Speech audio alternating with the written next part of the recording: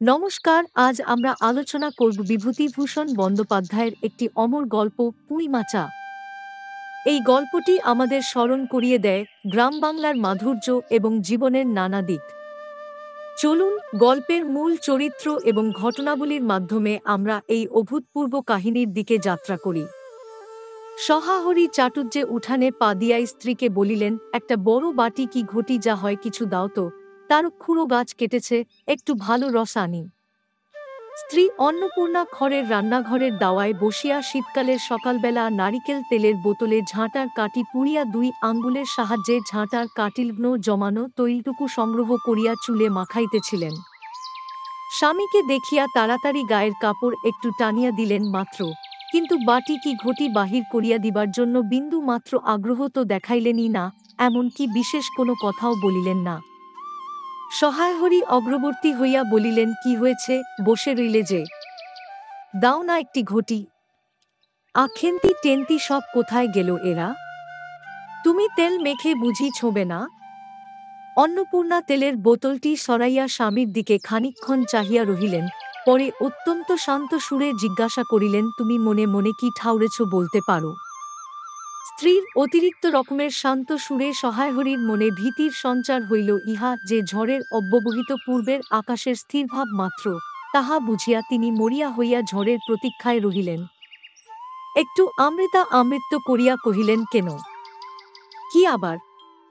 কি? অন্নপূর্ণা পূর্বাপেক্ষাও শান্তসুরে কহিলেন, দেখো, রঙ্গ করো না বলছি, ন্যাকামি করতে হয় অন্য সময় করো। তুমি কিছু জানো না, নাকি খোঁজ রাখো না? অত বড় মেয়ে যার ঘরে, সে মাছ ধরে আর রস খেয়ে দিন কাটায় কি করে তা বলতে পারো? গাঁয়ে কি গুজব রটেছে জানো? সহায়হরি আশ্চর্য হইয়া জিজ্ঞাসা করিলেন, কেন, কি গুজব? কি গুজব জিজ্ঞাসা করো গিয়ে চৌধুরীদের বাড়ি। কেবল বাগদি দুলে পাড়ায় ঘুরে ঘুরে জন্ম কাটালে ভদ্রলোকের গায়ে বাস করা যায় না। সমাজে থাকতে হলে সেই রকম মেনে চলতে হয়। সহায়হরি বিস্মিত হইয়া কি বলিতে যাইতেছিলেন, অন্নপূর্ণা পূর্ববৎ সুরেই পুনবার বলিয়া উঠিলেন, এক ঘরে করবে গো, তোমাকে এক ঘরে করবে। কাল চৌধুরীদের চণ্ডীমণ্ডপে এসব কথা হয়েছে। আমাদের হাতে ছোঁয়া জল আর কেউ খাবে না।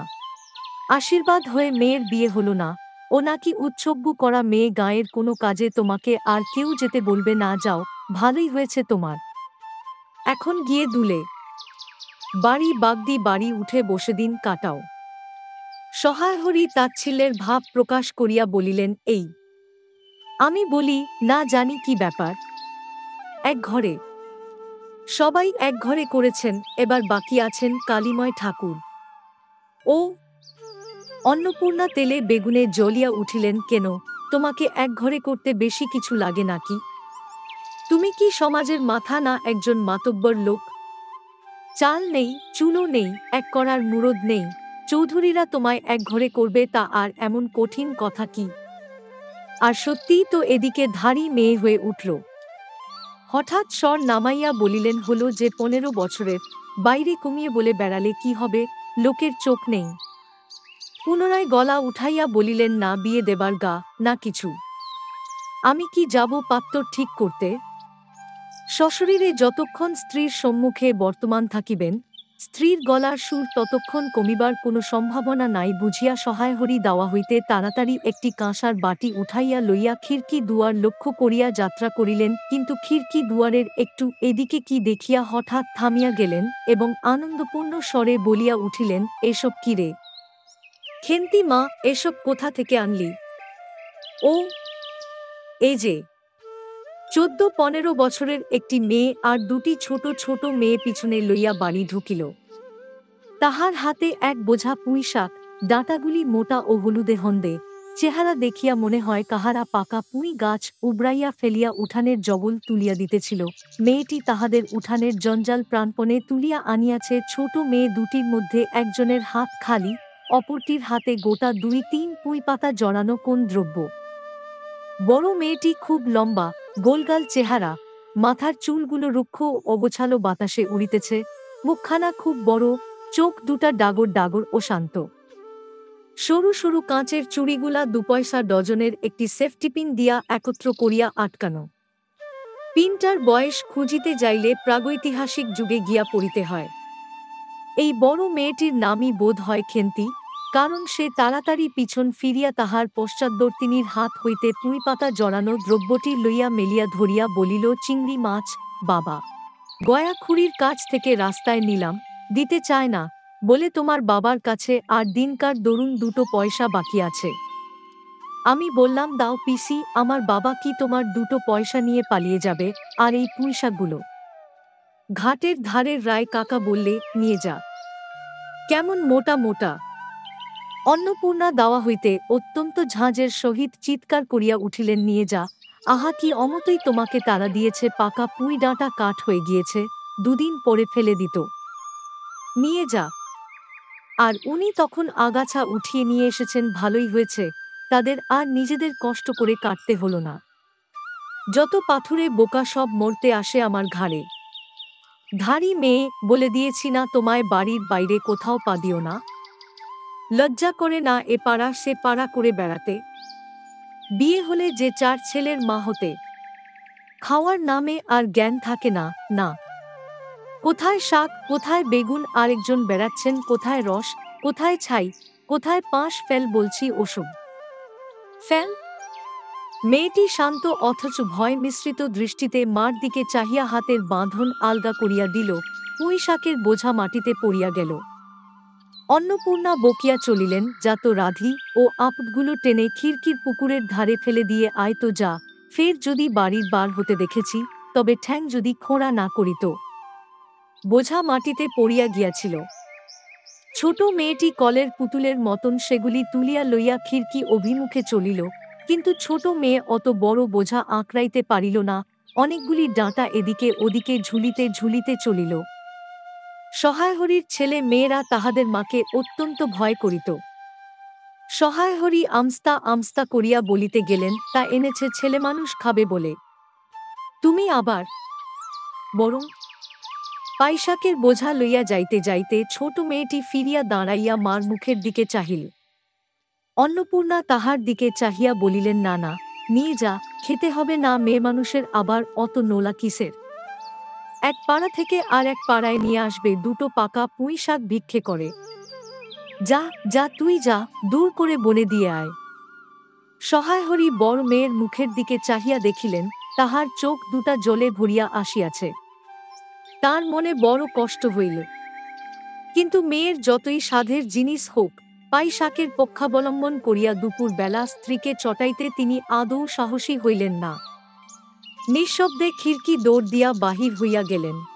বসিয়া রাঁধিতে রাঁধিতে বড় মেয়ের মুখের কাতর দৃষ্টি স্মরণে পড়িবার সঙ্গে সঙ্গে অন্নপূর্ণার মনে পড়িল, গত অরন্ধনের পূর্বদিন বাড়িতে পুঁইশাক রান্নার সময় খেন্তি আবদার করিয়া বলিয়াছিল, মা, অর্ধেকগুলো কিন্তু একা আমার, অর্ধেক সব মিলে তোমাদের।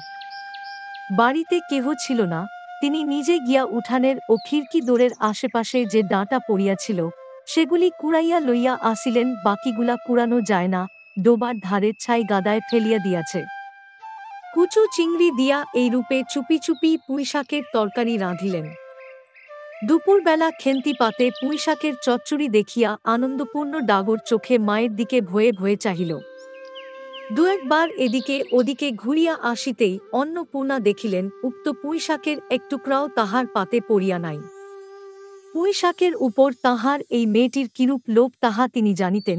জিজ্ঞাসা করিলেন, কিরে খেন্তি, আর একটু চচ্চড়ি দিই? খেন্তি তৎক্ষণাৎ ঘাড় নাড়িয়া এ আনন্দজনক প্রস্তাব সমর্থন করি।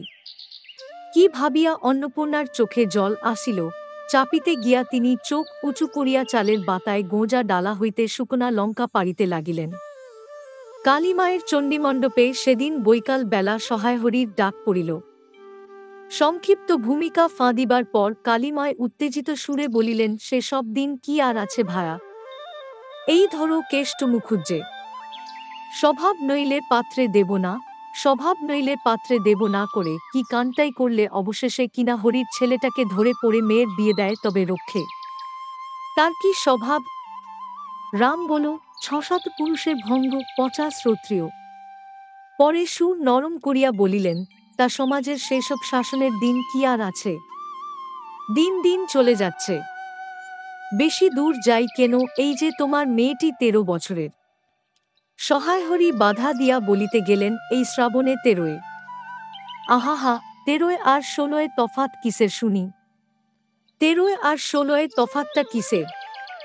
আর সে 13 হোক, চাই 16 হোক, চাই 50 হোক, তাতে আমাদের দরকার নেই, সে তোমার হিসেব তোমার কাছে। কিন্তু পাত্তর আশীর্বাদ হয়ে গেল, তুমি বেঁকে বসলে কি জন্যে শুনি? ও তো একরকম উচ্ছগ্ন করা মেয়ে। আশীর্বাদ হওয়াও যা, বিয়ে হওয়াও তা, 7 পাকের যা বাকি, এই তো। সমাজে বসে এসব কাজগুলো তুমি যে করবে আর আমরা বসে বসে দেখব, এ তুমি মনে ভেবো না। সমাজের বামুনদের যদি জাত মারবার ইচ্ছে না থাকে, মেয়ের বিয়ের বন্দোবস্ত করে ফেলো। পাত্তর পাত্তর, রাজপুত্তর না হলে কি পাত্তর মেলে না? গরিব মানুষ, দিতে খুঁতে পারবে না বলেই শ্রীমন্ত মজুমদারের ছেলেকে ঠিক করে দিলাম। লেখাপড়া নাই বা জানল, জজ ম্যাজিস্টার না হলে কি মানুষ হয় না? দিব্যি বাড়ি বাগান পুকুর, শুনলাম এবার নাকি 20 জমিতে 4টি আমন ধানও করেছে, ব্যাস রাজার হাল। 2 ভাইয়ের অভাব কি? ইতিহাসটা হইতেছে যে মণিগাঁয়ের উক্ত মজুমদার মহাশয়ের পুত্রটি কালিময় ঠিক করিয়া দেন।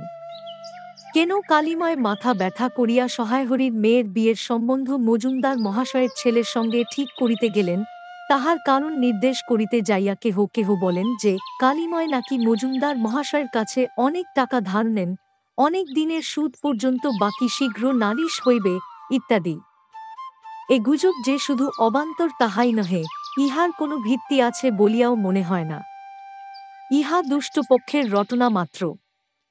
যাহাই হোক, পাত্রপক্ষ আশীর্বাদ করিয়া যাওয়ার দিনকতক পরে সহায়হরি টের পান, পাত্রটি কয়েক মাস পূর্বে নিজের গ্রামে কি একটা করিবার ফলে গ্রামের এক কুম্ভকার বধূর আত্মীয় স্বজনের হাতে বেদম প্রহার খাইয়া কিছুদিন নাকি শয্যাগত ছিল। এরকম পাত্রে মেয়ে দিবার প্রস্তাব মনপুত না হওয়ায় সহায়হরি সে সম্বন্ধ ভাঙিয়া দেন। দিন 2 পরের কথা। সকালে উঠিয়া সহায়হরি উঠানে বাতাবিলেবুর গাছের ফাঁক দিয়া যেটুকু নিতান্ত কচি রাঙা রৌদ্র আসিয়াছিল, তাহারই আতপে বসিয়া আপন মনে তামাক টানিতেছেন। বড় মেয়ে খেন্তি আসিয়া চুপি চুপি বলিল, বাবা, যাবে না? মা ঘাটে গেল। সহায়হরি একবার বাড়ির পাশের ঘাটের পথের দিকে কি জানি কেন চাহিয়া দেখিলেন, পরে নিম্নম্বরে বলিলেন, যা শিগগির শাবলখানা নিয়ে আয় দিকি। কথা শেষ করিয়া তিনি উৎকণ্ঠার সহিত জোরে জোরে তামাক টানিতে লাগিলেন এবং পুনরায় একবার কি জানি কেন খিড়কির দিকে সতর্ক দৃষ্টি নিক্ষেপ করিলেন। ইতিমধ্যে প্রকাণ্ড ভারী একটি লোহার শাবল 2 হাত দিয়া আঁকড়াইয়া ধরিয়া খেন্তি আসিয়া পড়িল, তৎপরে পিতা পুত্রিতে সন্তর্পণে সম্মুখের দরজা দিয়া বাহির হইয়া গেল। ইহাদের ভাব দেখিয়া মনে হইতেছিল ইহারা কাহারও ঘরে শীত দিবার উদ্দেশ্যে চলিয়াছে। অন্নপূর্ণা স্নান করিয়া সবে কাপড় ছাড়িয়া উনুন ধরাইবার জোগাড় করিতেছেন, মুখুজ্জেবাড়ির ছোট খুকি দুর্গা আসিয়া বলিল, খুড়িমা, মা বলে দিলে, খুড়িমাকে গিয়ে বলুমা ছোঁবে না, তুমি আমাদের নবান্নটা মেখে আর ইতুর ঘটগুলো বার করে দিয়ে আসবে। মুখুজ্জে বাড়ি ও পাড়ায় যাইবার পথের বাঁ ধারে এক জায়গায় শেওড়া, বনভাট, রাংচিতা, বনচালতা গাছের ঘন বন। শীতের সকালে এক প্রকার লতাপাতার ঘন গন্ধ বন হইতে বাহির হইতেছিল। একটা লেজ ঝোলা হন্দে পাখি আমরা গাছের এ ডাল হইতে ও ডালে যাইতেছে। দুর্গা আঙুল দিয়া দেখাইয়া বলিল, খুড়িমা, খুড়িমা, ওই যে কেমন পাখিটা। পাখি দেখিতে গিয়া অন্নপূর্ণা কিন্তু আর একটা জিনিস লক্ষ্য করিলেন। ঘন বনটার মধ্যে কোথায় এতক্ষণ খুব করিয়া একটা আওয়াজ হইতেছিল। কে যেন কি খড়িতেছে। দুর্গার কথার পরেই হঠাৎ সেটা বন্ধ হইয়া গেল। অন্নপূর্ণা সেখানে খানিকক্ষণ থমকিয়া দাঁড়াইলেন, পরে চলিতে আরম্ভ করিলেন। তাহারা খানিক দূর যাইতে না যাইতে বনের মধ্যে পুনরায় খুব শব্দ আরম্ভ হইল। কাজ করিয়া ফিরিতে অন্নপূর্ণার কিছু বিলম্ব হইল। বাড়ি ফিরিয়া দেখিলেন, খেন্তি উঠানের রৌদ্রে বসিয়া তেলের বাটি সম্মুখে লইয়া খোঁপা খুলিতেছে। তিনি তীক্ষ্ণ দৃষ্টিতে মেয়ের দিকে চাহিয়া দেখিয়া রান্নাঘরে গিয়া উনুন ধরাইবার উদ্যোগ করিতে লাগিলেন। মেয়েকে বলিলেন, এখনো নাইতে যাসনি যে, কোথায় ছিলি এতক্ষণ? খেন্তি তাড়াতাড়ি উত্তর দিল, এই যে যাই মা, এক্ষুনি যাব আসব। খেন্তি স্নান করিতে যাইবার একটুখানি পরেই সহাহরি সোৎসাহে 15 জোলসের ভারী একটা মেটে আলু ঘাড়ে করিয়া কোথা হইতে আসিয়া উপস্থিত হইলেন এবং সম্মুখে স্ত্রীকে দেখিয়া কৈফিয়তের দৃষ্টিতে সেই দিকে চাহিয়াই বলিয়া উঠিলেন, ওই ও পাড়ার ময়সা চৌকিদার রোজই বলে কর্তা ঠাকুর, তোমার বাপ থাকতে তবু মাসে মাসে এদিকে তোমাদের পায়ের ধুলো পড়ত, তা আজকাল তো তোমরা আসো না। এই বেড়ার গায়ে মেটে আলু করে রেখেছি, তা দাদা ঠাকুর বরং। অন্নপূর্ণা স্থির দৃষ্টিতে স্বামীর দিকে চাহিয়া বলিলেন, বরজপোতার বনের মধ্যে বসে খানিক আগে কি করছিলে শুনি? সহায়হরি অবাক হইয়া বলিলেন, আমি? না, আমি কখন? কক্ষনো না, এই তো আমি। সহায়হরির ভাব দেখিয়া মনে হইতেছিল তিনি এইমাত্র আকাশ হইতে পড়িয়াছেন। অন্নপূর্ণা পূর্বের মতোই স্থির দৃষ্টিতে স্বামীর দিকে চাহিয়া বলিলেন, চুরি তো করবেই, 3 কাল গিয়েছে, 1 কাল আছে, মিথ্যা কথাগুলো আর এখন বলো না। আমি সব জানি। মনে ভেবেছিলে আপদ ঘাটে গিয়েছে, আর কি? দুর্গার মা ডেকে পাঠিয়েছিল, ও পাড়ায় যাচ্ছি, শুনলাম বরজপোতার বনের মধ্যে কি সব খুব খুব শব্দ। তখনই আমি বুঝতে পেরেছি, সারা পেয়ে শব্দ বন্ধ হয়ে গেল, যেই আবার খানিক দূর গেলাম আবার দেখি শব্দ। তোমার তো ইহকালও নেই পরকালও নেই, চুরি করতে, ডাকাতি করতে, যা ইচ্ছে করো, কিন্তু মেয়েটাকে আবার এর মধ্যে নিয়ে গিয়ে ওর মাথা খাওয়া কিসের জন্যে? সহায়হরি হাত নাড়িয়া বরজপোতায় তাঁহার উপস্থিতি থাকার বিরুদ্ধে কতকগুলি প্রমাণ উত্থাপন করিবার চেষ্টা করিতে গেলেন, কিন্তু স্ত্রীর চোখের দৃষ্টির সামনে তাহার বেশি কথাও জোগাইল না বা কথিত উক্তিগুলির মধ্যে কোনো পূর্বাপর্য সম্বন্ধ খুঁজিয়া পাওয়া গেল না।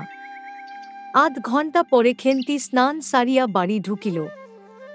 সম্মুখস্থ মেটে আলুর দিকে একবার আর চোখে চাহিয়াই নিরীহ মুখে উঠানের আলনায় অত্যন্ত মনোযোগের সহিত কাপড় মেলিয়া দিতেছিল। অন্নপূর্ণা ডাকিলেন, খেন্তি, এদিকে একবার আয় তো, শুনে যা। মায়ের ডাক শুনিয়া খেন্তির মুখ শুকাইয়া গেল। সে ইতস্তত করিতে করিতে মার নিকট আসিলে তিনি জিজ্ঞাসা করিলেন, এই মেটে আলুটা দুজনে মিলে তুলে এনেছিস না? খেন্তি মার মুখের দিকে একটুখানি চাহিয়া থাকিয়া একবার ভূপতিত মেটে আলু তার দিকে চাহিল, পরে পুনরায় মার মুখের দিকে চাহিল এবং সঙ্গে সঙ্গে ক্ষিপ্র দৃষ্টিতে একবার বাড়ির সম্মুখস্থ বাঁশঝাড়ের দিকেও চাহিয়া লইল। তাহার কপালে বিন্দু বিন্দু ঘাম দেখা দিল, কিন্তু মুখ দিয়া কথা বাহির হইল না। অন্নপূর্ণা কড়া সুরে বলিলেন, কথা বলছিস নে যে বড়? এই মেটে আলু তুই এনেছিস কিনা? খেন্তি বিপন্ন চোখে মার মুখের দিকেই চাহিয়াছিল, উত্তর দিল, হাঁ। অন্নপূর্ণা তেলেবেগুনে জ্বলিয়া উঠিয়া বলিলেন, পাজি, তোমার পিঠে আমি আস্ত কাঠের চেলা ভাঙব, তবে ছাড়ব বরজপোতার বনে গিয়েছ মেটে আলু চুরি করতে। সমত্ত মেয়ে, বিয়ের যোগ্যী হয়ে গেছে কোন কালে, সেই একগলা বিজন বন, তার মধ্যে দিন দুপুরে বাঘ লুকিয়ে থাকে, তার মধ্যে থেকে পরের আলু নিয়ে এলো তুলে। যদি গোসাইরা চৌকিদার ডেকে তোমায় ধরিয়ে দেয়? তোমার কোন শ্বশুর এসে তোমায় বাঁচাত? আমার জোটে খাবো, না জোটে না খাবো, তা বলে পরের জিনিসে হাত? এ মেয়ে নিয়ে আমি কি করব, মা? 2-3 দিন পরে একদিন বৈকালে ধুলামাটি মাখা হাতে খেন্তি মাকে আসিয়া বলিল, মামা, দেখবে এসো। অন্নপূর্ণা গিয়া দেখিলেন, ভাঙা পাঁচিলের ধারে যে ছোট খোলা জমিতে কতকগুলো পাথরকুচি ও কন্টিকারির জঙ্গল হইয়াছিল, খেন্তি ছোট বোনটিকে লইয়া সেখানে মহা উৎসাহে তরকারির আওলাদ করিবার আয়োজন করিতেছে এবং ভবিষ্যসম্ভাবী নানাবিধ কাল্পনিক ফলমূলের অগ্রদূত স্বরূপ বর্তমানে কেবল একটিমাত্র শীর্ণকায় পুঁই শাকের চারা কাপড়ের ফালির গ্রন্থি বন্ধনে বন্ধ হইয়া ফাঁসি হইয়া যাওয়া আসামির মতন ঊর্ধ্বমুখে এক খণ্ড শুষ্ক কঞ্চির গায়ে ঝুলিয়া রহিয়াছে। ফলমূলাদির অবশিষ্টগুলি আপাতত তার বড় মেয়ের মস্তিষ্কের মধ্যে অবস্থিতি করিতেছে, দিনের আলোয় এখনো বাহির হয় নাই। অন্নপূর্ণা হাসিয়া বলিলেন, দূর পাগলি, এখন পুঁই ডাঁটার চারা পোঁতে কখনো? বর্ষাকালে পাততে হয়। এখন যে জল না পেয়ে মরে যাবে। খেন্তি বলিল, কেন, আমি রোজ জল ঢালব। অন্নপূর্ণা বলিলেন, দেখো, হয়তো বেঁচে যেতেও পারে। আজকাল রাতে খুব শিশির হয়, খুব শীত পড়িয়াছে। সকালে উঠিয়া সহায়হরি দেখিলেন, তাহার 2 ছোট মেয়ে দোলাই গায়ে বাঁধিয়া রোদ উঠিবার প্রত্যাশায় উঠানের কাঁঠালতলায় দাঁড়াইয়া আছে। একটা ভাঙা ঝুড়ি করিয়া খেন্তি শীতে কাঁপিতে কাঁপিতে মুখুজ্জে বাড়ি হইতে গোবর কুড়াইয়া আনিল। সহায় হরি বলিলেন, হাঁ মা খেন্তি, তা সকালে উঠে জামাটা গায়ে দিতে তোর কি হয়? দেখতি কি এই শীত? আচ্ছা দিচ্ছি বাবা, কি শীত তেমন তো? হাঁ দে মা, এক্ষুনি দে, অসুখ বিসুখ 5 রকম হতে পারে, বুঝলি নে। সহায় হরি বাহির হইয়া গেলেন। ভাবিতে ভাবিতে গেলেন, তিনি কি অনেক দিন মেয়ের মুখে ভাল করিয়া চাহেন নাই। খেন্তির মুখ এমন সুশ্রী হইয়া উঠিয়াছে, জামার ইতিহাস নিম্নলিখিত রূপ। বহু বৎসর অতীত হইল, হরিপুরের রাসের মেলা হইতে সহায় হরি কালো সার্জের এই 2.5 টাকা মূল্যের জামাটি ক্রয় করিয়া আনেন। ছিঁড়িয়া যাইবার পর তাহাতে কতবার রিপু ইত্যাদি করা হইয়াছিল। সম্প্রতি গত বৎসর হইতে খেন্তির স্বাস্থ্যোন্নতি হওয়ার দরুন জামাটি তাহার গায়ে হয় না। সংসারের এসব খোঁজ সহায় হরি কখনো রাখিতেন না। জামার বর্তমান অবস্থা অন্নপূর্ণারও জানা ছিল না। খেন্তির নিজস্ব ভাঙা টিনের তোরঙ্গের মধ্যেই উহা থাকিত। পৌষ সংক্রান্তি সন্ধ্যাবেলা অন্নপূর্ণা একটা কাঁসিতে চালের গুঁড়া ময়দা ও গুড় দিয়া চটকাইতেছিলেন, একটি ছোট বাটিতে 1 বাটি তেল। খেন্তি কুড়ুনির নিচে একটা কলার পাতা পাড়িয়া 1 মালা নারিকেল কুড়িতেছে। অন্নপূর্ণা প্রথমে খেন্তির সাহায্য লইতে স্বীকৃত হন নাই, কারণ সে যেখানে সেখানে বসে বনে বাদারে ঘুরিয়া ফেরে, তাহার কাপড় চোপড় শাস্ত্রসম্মত ও শুচি নহে। অবশেষে খেন্তি নিতান্ত ধরিয়া পড়ায় হাত পা ধোয়াইয়া ও শুদ্ধ কাপড় পরাইয়া তাহাকে বর্তমান পদে নিযুক্ত করিয়াছেন। ময়দার গোলা মাখা শেষ হইলে অন্নপূর্ণা উনুনে খোলা চাপাইতে যাইতেছেন। ছোট মেয়ে রাধা হঠাৎ ডান হাতখানা পাতিয়া বলিল, মা, ওই একটু। অন্নপূর্ণা বড় গামলাটা হইতে একটুখানি গোলা তুলিয়া লইয়া হাতের আঙুল 5টি দ্বারা একটি বিশেষ মুদ্রা রচনা করিয়া সেটুকু রাধার প্রসারিত হাতের উপর দিলেন। মেজ মেয়ে পুটি অমনি ডান হাতখানা কাপড়ে তাড়াতাড়ি মুছিয়া লইয়া মার সামনে পাতিয়া বলিল, মা, আমায় একটু। খেন্তি সূচিবস্ত্রে নারিকেল কুড়িতে কুড়িতে লুব্ধনেত্রে মধ্যে মধ্যে এদিকে চাহিতেছিল। এ সময় খাইতে চাওয়ায় মা পাছে বকে, সেই ভয়ে চুপ করিয়া রহিল। অন্নপূর্ণা বলিলেন, দেখি, নিয়ে আয় খেন্তি ওই নারকেল মালাটা, ওতে তোর জন্যে একটু রাখি। খেন্তি ক্ষিপ্র হস্তে নারিকেলের উপরের মালাখানা, যাহাতে ফুটা নাই, সেখানে সরাইয়া দিল। অন্নপূর্ণা তাহাতে একটু বেশি করিয়া গোলা ঢালিয়া দিলেন। মেজ মেয়ে পাঁটি বলিল, জেঠাইমারা অনেকখানি দুধ নিয়েছে, রাঙা দিদি ক্ষীর তৈরি করছিল, ওদের অনেক রকম হবে। খেন্তি মুখ তুলিয়া বলিল, এ বেলা আবার হবে নাকি? ওরা তো ওবেলা ব্রাহ্মণ নেমন্তন্ন করেছিল, সুরেশ কাকাকে আর ও পাড়ার তিনুর বাবাকে। ওবেলা তো পায়েস, ঝোল, পুলি, মুগতক্তি এই সব হয়েছে। পুটি জিজ্ঞাসা করিল, হ্যাঁ মা, ক্ষীর নইলে নাকি পাটিসাপটা হয় না? খেদি বলছিল, ক্ষীরের পুর না হলে কি আর পাটিসাপটা হয়? আমি বললাম, কেন, আমার মা তো শুধু নারকেলের ছাই দিয়ে করে, সে তো কেমন লাগে। অন্নপূর্ণা বেগুনের বোঁটায় একটুখানি তেল লইয়া খোলায় মাখাইতে মাখাইতে প্রশ্নের সদুত্তর খুঁজিতে লাগিলেন। খেন্তি বলিল, খদির ওই সব কথা। খেদির মা তো ভারী পিঠে করে কিনা। ক্ষীরের পুর দিয়ে ঘিয়ে ভাজলেই কি আর পিঠে হলো? সেদিন জামাই এলে ওদের বাড়ি দেখতে গেলুম কিনা, তাই খুড়িমা দুখানা পাটিসাপটা খেতে দিলে।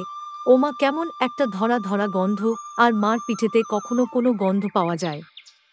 পাটিসাপটায় ক্ষীর দিলে ছাই খেতে হয়। বেপরোয়াভাবে উপরোক্ত উক্তি শেষ করিয়া খেন্তি মার চোখের দিকে চাহিয়া জিজ্ঞাসা করিল, মা, নারকোল কোড়া একটু নেব? অন্নপূর্ণা বলিলেন, নে, কিন্তু এখানে বসে খাস নে। মুখ থেকে পড়বে না, কি হবে? যা, ওইদিকে যা। খেন্তি নারকেলের মালায় 1 থাবা কোড়া তুলিয়া লইয়া একটু দূরে গিয়া খাইতে লাগিল। মুখ যদি মনের দর্পণ স্বরূপ হয়, তবে খেন্তির মুখ দেখিয়া সন্দেহের কোনো কারণ থাকিতে পারিত না যে সে অত্যন্ত মানসিক তৃপ্তি অনুভব করিতেছে। ঘণ্টাখানেক পরে অন্নপূর্ণা বলিলেন, ওরে, তোরা সব 1 টুকরো পাতা পেতে বোস তো দেখি। গরম গরম দিই। খেন্তি, জল দেওয়া ভাত আছে ওবেলার, বার করে নিয়ে আয়। খেন্তির নিকট অন্নপূর্ণার এ প্রস্তাব যে মনপুত হইল না, তাহা তার মুখ দেখিয়া বোঝা গেল। পুঁটি বলিল, মা, বর্দি পিঠেই খাক, ভালোবাসে। ভাত বরং থাকুক, আমরা কাল সকালে খাব। খান কয়েক খাইবার পরেই ছোট মেয়ে রাধা আর খাইতে চাহিল না। সে নাকি অধিক মিন্ট খাইতে পারে না। সকলের খাওয়া শেষ হইয়া গেলেও খেন্তি তখনও খাইতেছে। সে মুখ বুজিয়া শান্তভাবে খায়, বড় একটা কথা কহে না। অন্নপূর্ণা দেখিলেন সে কম করিয়াও 18-19 খানা খাইয়াছে। জিজ্ঞাসা করিলেন, খেন্তি আর নিবি? খেন্তি খাইতে খাইতে শান্তভাবে সম্মতিসূচক ঘাড় নাড়িল। অন্নপূর্ণা তাহাকে আরও খান কয়েক দিলেন। খেন্তির মুখ চোখ ঈষৎ উজ্জ্বল দেখাইল, হাসি ভরা চোখে মার দিকে চাহিয়া বলিল, বেশ খেতে হয়েছে মা। ওই যে তুমি কেমন ফেনিয়ে নেও ওতেই কিন্তু। সে পুনরায় খাইতে লাগিল। অন্নপূর্ণা হাতা খুন্তি চুলি তুলিতে তুলিতে সস্নেহে তাঁর এই শান্ত নিরীহ একটু অধিক মাত্রায় ভোজনটু মেয়েটির দিকে চাহিয়া রহিলেন। মনে মনে ভাবিলেন, খেন্তি আমার যার ঘরে যাবে তাদের অনেক সুখ দেবে। এমন ভালো মানুষ, কাজকর্মে বকো, মারো, গাল দাও, টুং শব্দটি মুখে নেই, উঁচু কথা কখনো কেউ শোনেনি। বৈশাখ মাসের প্রথমে সহায়হরির এক দূর সম্পর্কীয় আত্মীয়ের ঘটকালিতে খেন্তির বিবাহ হইয়া গেল। দ্বিতীয় পক্ষে বিবাহ করিলেও পাত্রটির বয়স 40-এর খুব বেশি কোনো মতেই হইবে না। তবু প্রথমে এখানে অন্নপূর্ণা আদৌ ইচ্ছুক ছিলেন না, কিন্তু পাত্রটি সঙ্গতিপন্ন, শহর অঞ্চলে বাড়ি, সিলেট চুন ও ইটের ব্যবসায়ে 2 পয়সা নাকি করিয়াছে, এরকম পাত্র হঠাৎ মেলাও বড় দুর্ঘট কিনা। জামাইয়ের বয়স একটু বেশি। প্রথমে অন্নপূর্ণা জামাইয়ের সম্মুখে বাহির হইতে একটু সংকোচ বোধ করিতেছিলেন, পরে পাছে খেন্তির মনে কষ্ট হয়, এই জন্য বরণের সময় তিনি খেন্তির সুপুষ্ট হস্তখানি ধরিয়া জামাইয়ের হাতে তুলিয়া দিলেন। চোখের জলে তাহার গলা বন্ধ হইয়া আসিল, কিছু বলিতে পারিলেন না। বাড়ির বাহির হইয়া আমুলকিতলায় বেহারারা সুবিধা করিয়া লইবার জন্য বরের পালকি একবার নামাইল। অন্নপূর্ণা চাহিয়া দেখিলেন, বেড়ার ধারের নীল রং এর মেদিফুলের গুচ্ছগুলি যেখানে নত হইয়া আছে, খেন্তির কম দামের বালুচরের রাঙা চেলির আঁচলখানা পালকির বাহির হইয়া সেখানে লুটাইতেছে। তাঁর এই অত্যন্ত অগোছালো, নিতান্ত নিরীহ, একটু অধিক মাত্রায় ভোজনটু মেয়েটিকে পরের ঘরে অপরিচিত মহলে পাঠাইতে তাঁর বুক উদ্বেল হইয়া উঠিতেছিল। খেন্তিকে কি অপরে ঠিক বুঝিবে? যাইবার সময় খেন্তি চোখের জলে ভাসিতে ভাসিতে সান্ত্বনার সুরে বলিয়াছিল, মা, আশা মাসেই আমাকে এনো, বাবাকে পাঠিয়ে দিও। 2 মাস তো। ওপাড়ার ঠানদিদি বলিলেন, তোর বাবা তোর বাড়ি যাবে কেন রে, আগে নাতি হোক তবে তো। খেন্তির মুখ লজ্জায় রাঙা হইয়া উঠিল। জলভরা ডাগর চোখের উপর একটুখানি লাজুক হাসির আভা মাখাইয়া সে একগুঁয়েমির সুরে বলিল, না, যাবে না বইকি। দেখো তো কেমন না যান। ফাল্গুন চৈত্র মাসের বৈকাল বেলা উঠানের মাচায় রৌদ্রে দেওয়া আমসত্ত্ব তুলিতে তুলিতে অন্নপূর্ণার মন হু হু করিত। তার অনাচারী লোভী মেয়েটি আজ বাড়িতে নাই যে, কোথা হইতে বেড়াইয়া আসিয়া লজ্জাহীনার মতন হাতখানি পাতিয়া মিনতির সুরে অমনি বলিবে, মা, বলব একটা কথা, ওই কোনটা ছিঁড়ে একটুখানি। 1 বছরের উপর হইয়া গিয়াছে। পুনরায় আষা মাস। বর্ষা বেশ নামিয়াছে। ঘরের দাওয়ায় বসিয়া সহায়হরি প্রতিবেশী বিষ্ণু সরকারের সহিত কথা বলিতেছেন। সহায়হরি তামাক সাজিতে সাজিতে বলিলেন, ও তুমি ধরে রাখো, ও রকম হবেই দাদা। আমাদের অবস্থার লোকের ওর চেয়ে ভালো কি আর জুটবে? বিষ্ণু সরকার তালপাতার চাটাইয়ের উপর উবু হইয়া বসিয়াছিলেন। দূর হইতে দেখিলে মনে হইবার কথা, তিনি রুটি করিবার জন্য ময়দা চট্টকাইতেছেন। গলা পরিষ্কার করিয়া বলিলেন, না, সব তো আর। তাছাড়া আমি যা দেব নগদি দেব। তোমার মেয়েটির হয়েছিল কি? সহাহরি হাঁকাটায় 5-6টি টান দিয়া কাশিতে কাশিতে বলিলেন, বসন্ত হয়েছিল শুনলাম। ব্যাপার কি দাঁড়ালো বুঝলে? মেয়ে তো কছুইতে পাঠাতে চায় না। 250 আন্দাজ টাকা বাকি ছিল, বললে, ও টাকা আগে দাও তবে মেয়ে নিয়ে যাও। একেবারে চামার। তারপর বললাম, টাকাটা ভায়া ক্রমে ক্রমে দিচ্ছি। পুজোর তত্ত্ব কম করেও 30 টাকার কমে হবে না ভেবে দেখলাম কি না। মেয়ের নানা নিন্দে ওঠালে। ছোটলোকের মেয়ের মতন চাল, হাভাতে ঘরের মতো খাই খাই। আরও কত কি। পৌষ মাসে দেখতে গেলাম, মেয়েটাকে ফেলে থাকতে পারতাম না, বুঝলে। সহায়হরি হঠাৎ কথা বন্ধ করিয়া জোরে জোরে মিনিট কতক ধরিয়া হাঁকায় টান দিতে লাগিলেন। কিছুক্ষণ দুজনের কোনো কথা শোনা গেল না। অল্পক্ষণ পরে বিষ্ণু সরকার বলিলেন, তারপর আমার স্ত্রী অত্যন্ত কান্নাকাটি করাতে পৌষ মাসে দেখতে গেলাম। মেয়েটার যে অবস্থা করেছে। শাশুড়িটা শুনিয়ে শুনিয়ে বলতে লাগল, না জেনে শুনে ছোটলোকের সঙ্গে কুটুম্বিতে করলেই এরকম হয়, যেমনি মেয়ে তেমনি বাপ। পৌষ মাসের দিন মেয়ে দেখতে এলেন শুধু হাতে। পরে বিষ্ণু সরকারের দিকে চাহিয়া বলিলেন, বলি আমরা ছোটলোক কি বড়লোক, তোমার তো সরকার খুঁড়ো জানতে বাকি নেই। বলি পরমেশ্বর চাটুর্যের নামে নীলকুঠির আমলে অঞ্চলে বাঘে গরুতে এক ঘাটে জল খেয়েছে, আজই না হয় আমি। প্রাচীন আভিজাত্যের গৌরবে সহায়হরি শুষ্কসুরে হা হা করিয়া খানিকটা শুষ্ক হাস্য করিলেন। বিষ্ণু সরকার সমর্থন সূচক একটা অস্পষ্ট শব্দ করিয়া বারুক্তক ঘাড় নাড়িলেন। তারপর ফাল্গুন মাসেই তার বসন্ত হল। এমন চামার বসন্ত গায়ে বেরুতেই টালায় আমার এক দূর সম্পর্কের বোন আছে, একবার কালীঘাটে পুজো দিতে এসে তার খোঁজ পেয়েছিল, তারই ওখানে ফেলে রেখে গেল। আমায় না একটা সংবাদ, না কিছু।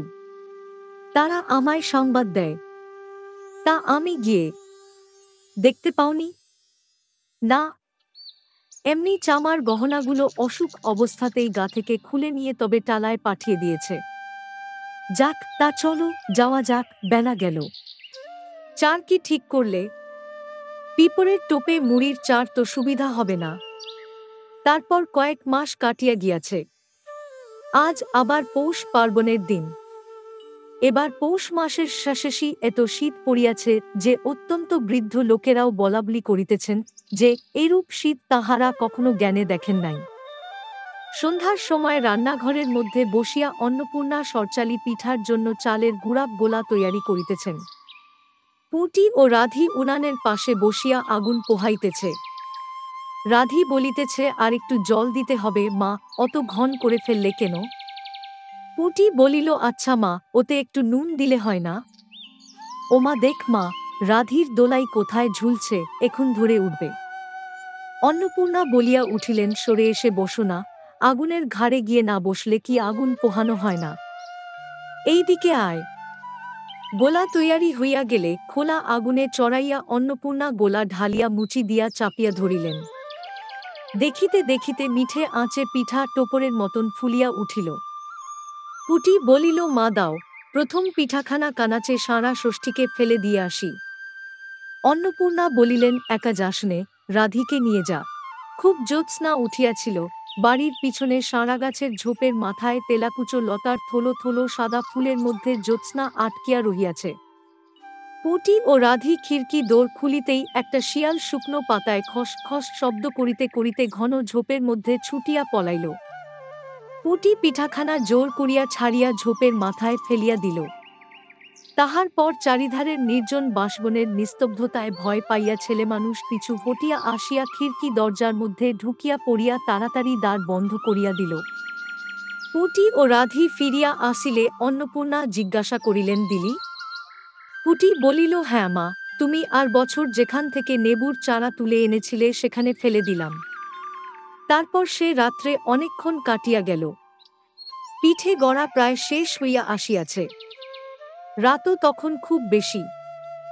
জ্যোৎস্নার আলোয় বাড়ির পিছনের বনে অনেকক্ষণ ধরিয়া একটা কাঠঠোকরা পাখি ঠকুর শব্দ করিতেছিল, তাহার স্বরটাও যেন ক্রমে তন্দ্রালু হইয়া পড়িতেছে। দুই বোনের খাইবার জন্য কলার পাতা চিরিতে চিরিতে পুঁটি অন্যমনস্কভাবে হঠাৎ বলিয়া উঠিল, দিদি বড় ভালোবাসত। তিনজনেই খানিকক্ষণ নির্বাক হইয়া বসিয়া রহিল। তাহার পর তাহাদের তিনজনেরই দৃষ্টি কেমন করিয়া আপনা আপনি উঠানের এক কোণে আবদ্ধ হইয়া পড়িল, যেখানে বাড়ির সেই লোভী মেয়েটির লোভের স্মৃতি পাতায় পাতায় শিরায় শিরায় জড়াইয়া তাহার কত সাধের নিজের হাতে পোঁতা পুঁইগাছটি মাচা জুড়িয়া বাড়িয়া উঠিয়াছে। বর্ষার জল ও কার্তিক মাসের শিশির লইয়া কচি কচি সবুজ ডগাগুলি মাচাতে সব ধরে নাই, মাচা হইতে বাহির হইয়া দুলিতেছে। সুপুষ্ট নধর প্রবর্ধমান জীবনের লাবণ্যে ভরপুর।